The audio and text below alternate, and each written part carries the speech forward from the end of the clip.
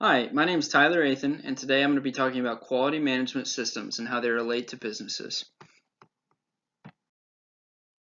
Quality management systems are systems that help managers improve the business's performance by providing quality products and services. It's necessary for companies to implement quality management systems in order to be profitable.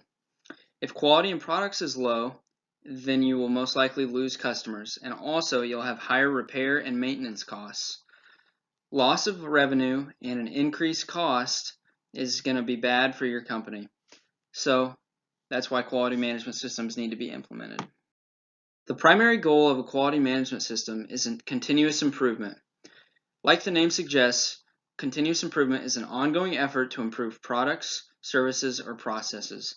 As you can see in the picture to the right, starts with measuring, reporting, analyzing, testing, and lastly improving, and then you start the process all over again. It's a continual improvement process.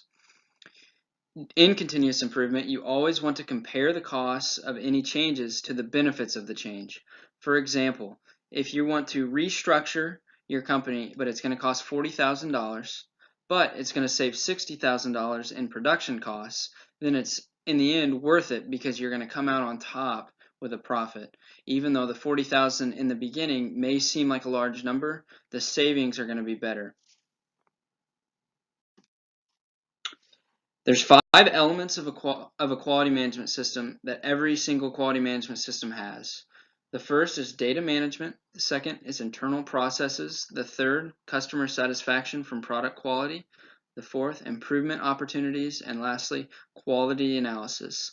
Like mentioned before, every quality management system is going to have these 5 elements in order to be an effective quality management system. Lastly, what we're going to look at today are the 4 costs of quality. These costs are prevention costs, appraisal costs, internal failure costs, and external failure costs. As you can see on the right side of the screen, there are 2 branches that come off of cost of quality. Cost of good quality, which includes appraisal costs and prevention costs, and cost of poor quality, which contains internal failure costs and external failure costs. Starting with prevention costs, these are costs that avoid poor quality materials, goods, or services. 2 examples are employee training and preventative maintenance. Looking at appraisal costs now, they are costs that help detect poor quality materials, goods, or services. 2 examples of that are inspections and product testing. These 2 costs happen before they reach the customer and before they're seen by the outside world. And also before that they've actually been produced, because they're happening on the production line still. So they are less costly than the other 2. Looking to internal failure costs, these are going to be costs that are incurred when the company corrects poor quality goods or services before they are sent to the customer. So these are still okay because the production line has went, but they haven't reached the customer yet. So no negative word of mouth has happened yet, and you're still okay. They're not as great as the prevention costs or appraisal costs. 2 examples of that are going to be rejected products and production problems that cause manufacturing to stop.